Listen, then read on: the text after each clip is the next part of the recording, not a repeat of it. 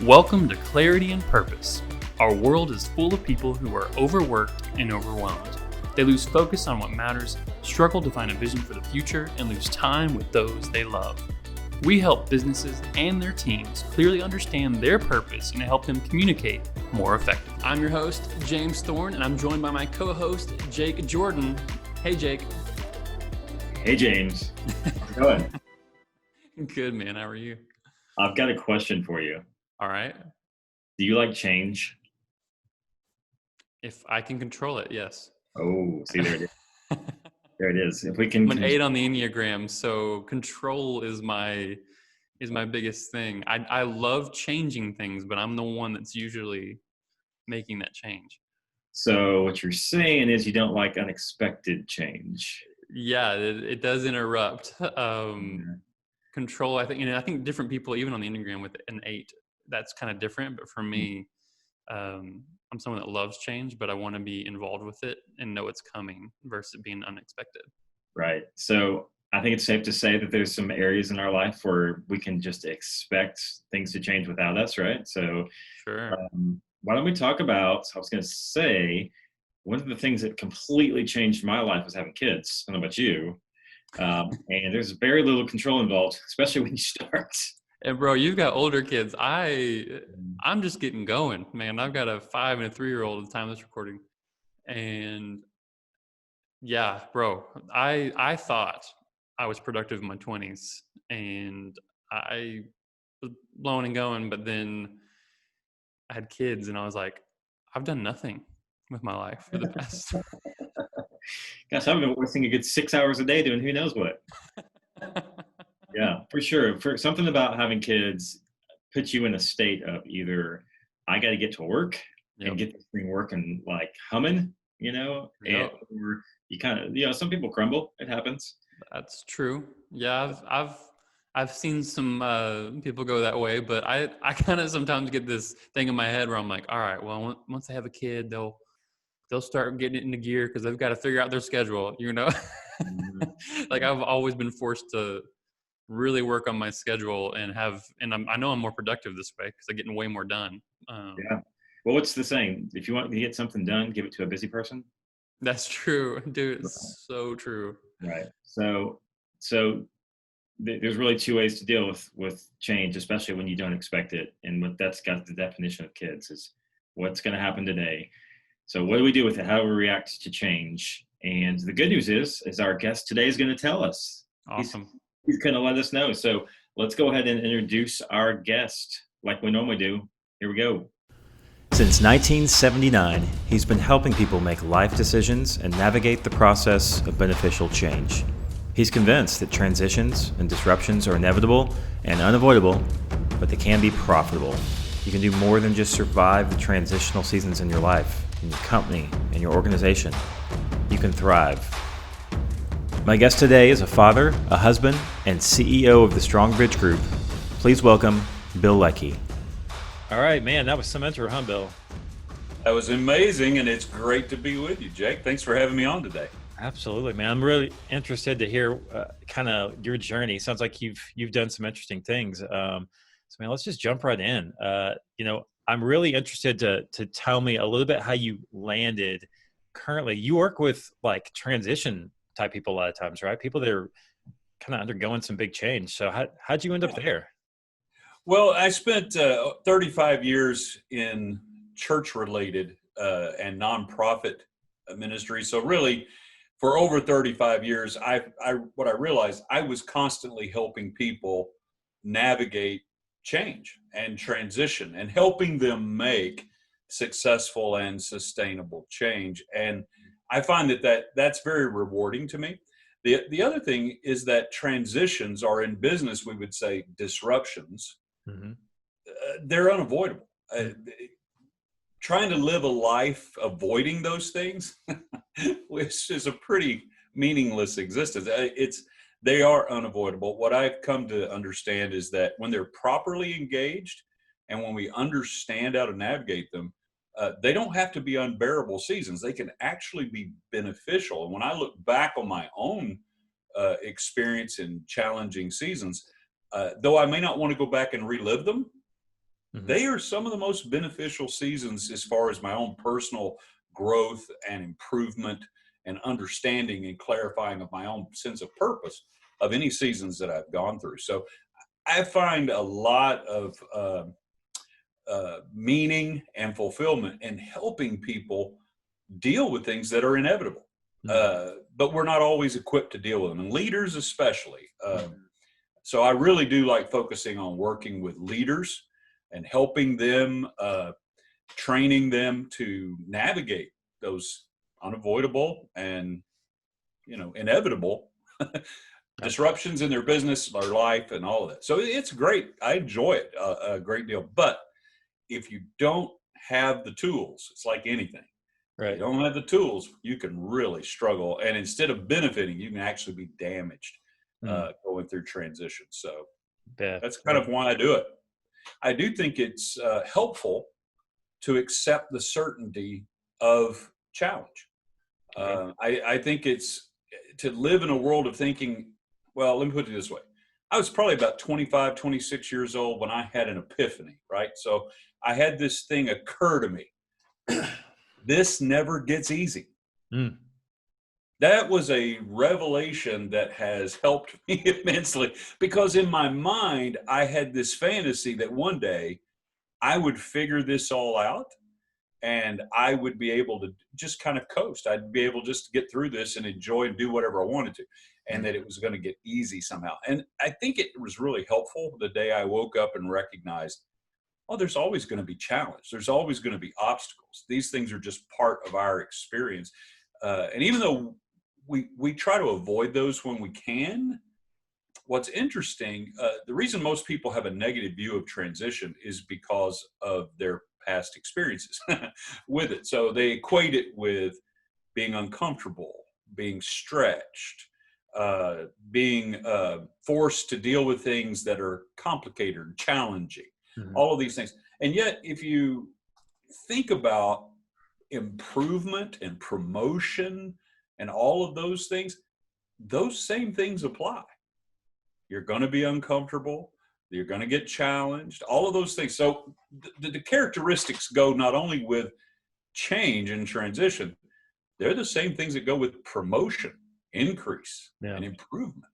So if we had some kind of an Avengers movie pop culture moment where we could snap our fingers and all transitional seasons went away, simultaneous with that, all opportunities to improve, grow, and get better and have promotion. And so they would all go away as well. So I think that's a perspective thing that is helpful. Accepting the certainty that we're going to face hard times, I think that just helps us so we don't feel like we're being picked on when we experience a hard time. Yeah, that's true. And there would be no Avenger movies without a Thanos, right? Like you got to have the villain. Every story has to have a villain. Every hero has to have a challenge to overcome. It's the only reason we watch movies. It's the only reason we read books. We want to see that person struggle, but overcome, right? So that's kind of the nature of life, it seems. You were talking about, being challenged, understanding that you never quite get there. What's time that you've recently been challenged and didn't handle it well? Well, I think initially when this pandemic thing hit, I had majority of my calendar evaporate. And I'm not the only one. I mean, a lot of people who do things like I do. I've also been a public speaker, a key presenter, all of those things. And I had things on my calendar for this year, as most people did. But because of the interruption or disruption of COVID-19, all those things evaporated. So there was income loss, calendar went vacant. And so I had to take some time, a little bit of time to adjust and make the decision, how am I going to respond to this? Because there's really basically three ways people respond to disruptions. And I'm no different than anyone else. You panic. I mean, you just throw your hands up, go, and run, turn and abandon everything and run the other direction. You can do that. You can just be passive during that time. I mean, get paralyzed. That doesn't really help either. It lacks the frenetic energy of panic, but it certainly doesn't help you. Or you can pivot, right? So, and that, I'm sorry, I can't say the word pivot without the Friends episode of Ross taking a couch up the stairs, yelling pivot. But it's a great word, and it's sometimes overused. But the reality is, you can make the choice to make whatever incremental adjustments are needed, so that you don't abandon your sense of purpose and so forth. Because that's how you keep moving forward. And that's what I had to do. So I started doing more and more things virtually. I had some things I was already doing that way. I'm coaching clients that that live in other states, and so the virtual world has been something that I do. I do things on a weekly basis, kind of a video blog that's on my website called Thoughts on Things. It's whatever I'm thinking about.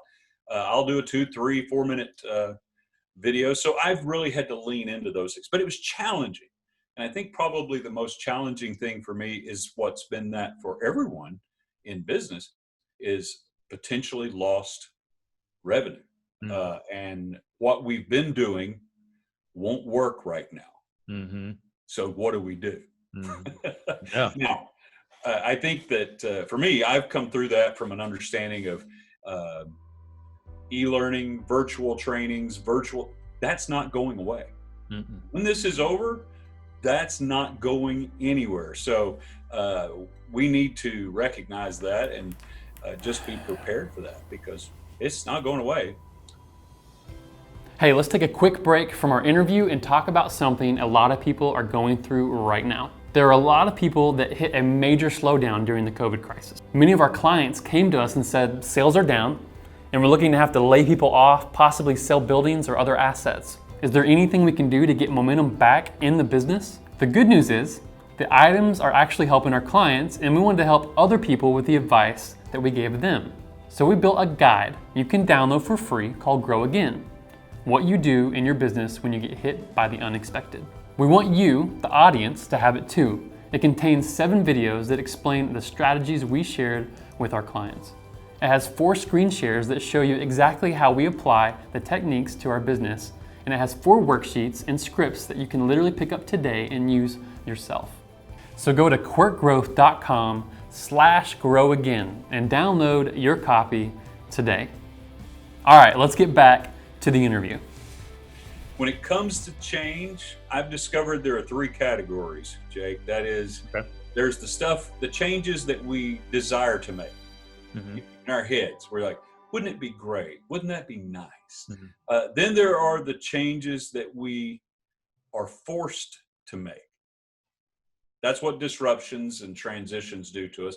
Somebody else's decision puts us in a season. And then there are the changes we decide to make. And the best way to move forward in difficult times is to focus on change that you decide to make.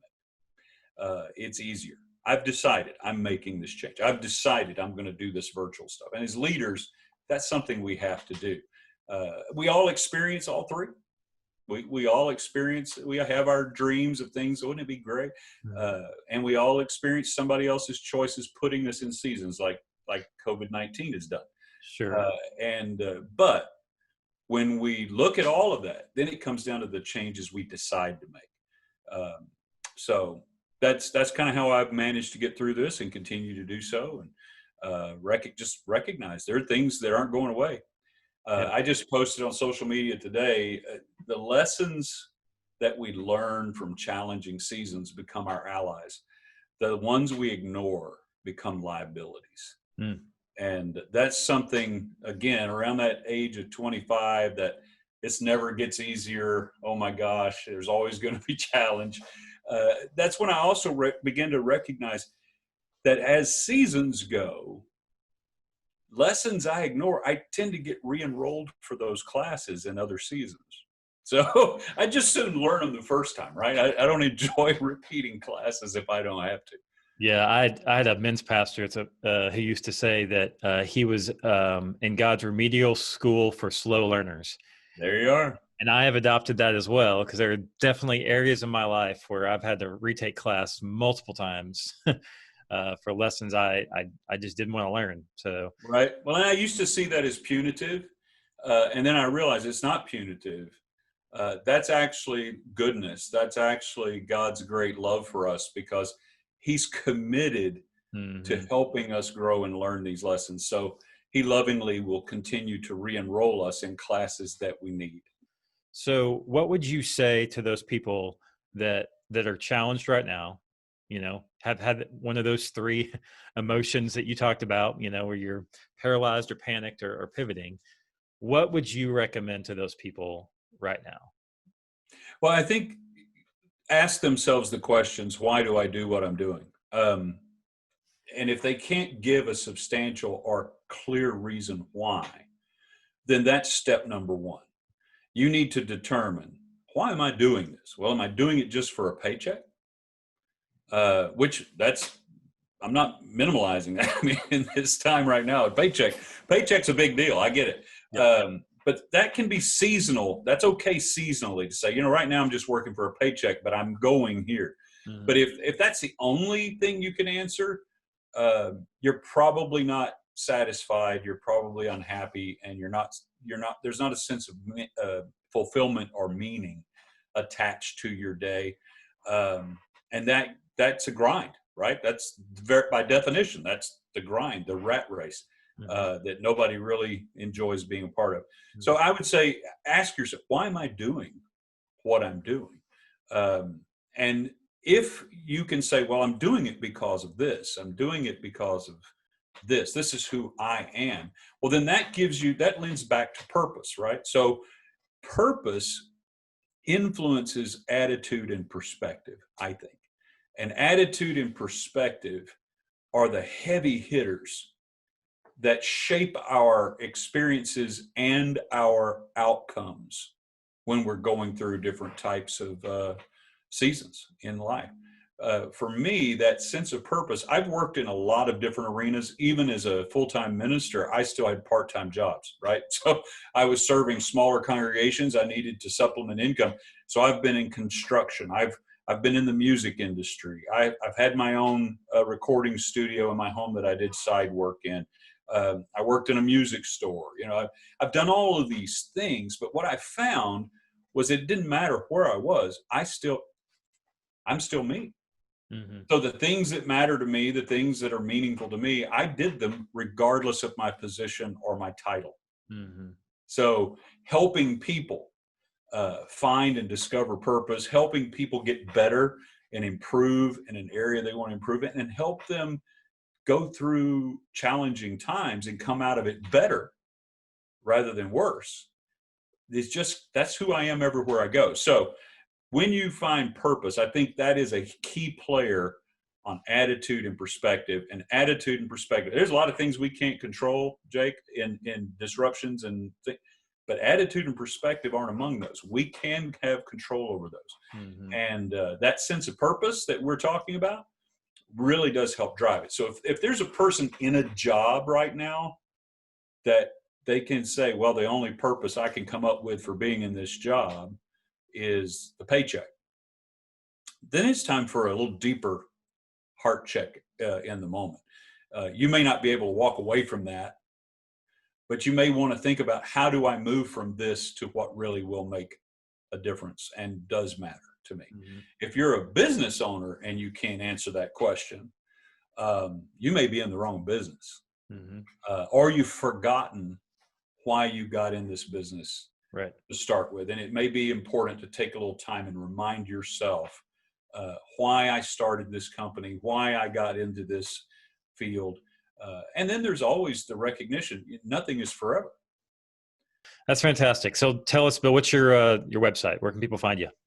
You can find me at thestrongbridgegroup.com. That's the website. You can book a training there. You can, if you reach out to me through the webpage, I offer a free consultation. We'll talk about what you're dealing with in your company and ways that we can help. Man, Jake, I'm really glad you got to interview Bill. And actually, you got to meet him. I've actually seen him in some other arenas in the past. and don't know him personally, but have been able to learn from him, and have even read his book, Living in Transition. So I'm glad you got to interview him. That was awesome. That was awesome. And one of the things that I really liked, and I'm going to butcher the quote because that it's the main part I remember, is that perspectives and attitude are what really shape your life. It's what you do with change. Yeah. That matters the most, Yeah. Everything. Yeah.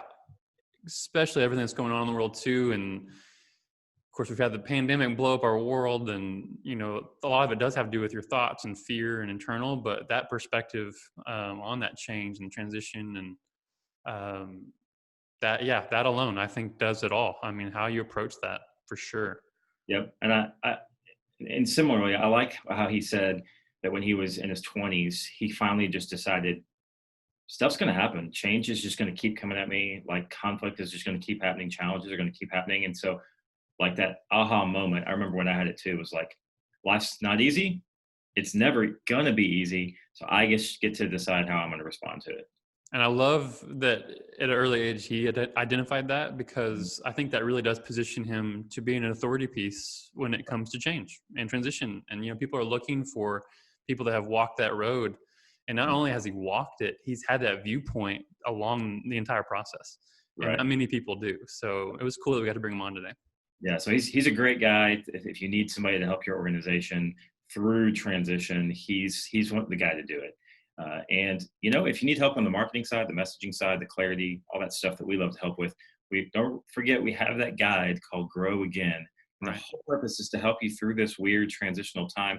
Going, look, we've lost some momentum in our sales and marketing, and things are kind of wacky. How do we get back on the target, on the bullseye? So don't forget we have that for you for free. You can download it.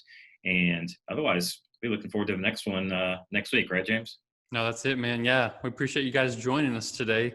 Hit subscribe on that YouTube, that little button there, whatever you got, and make sure you're notified. That's all we care about. Ring that bell.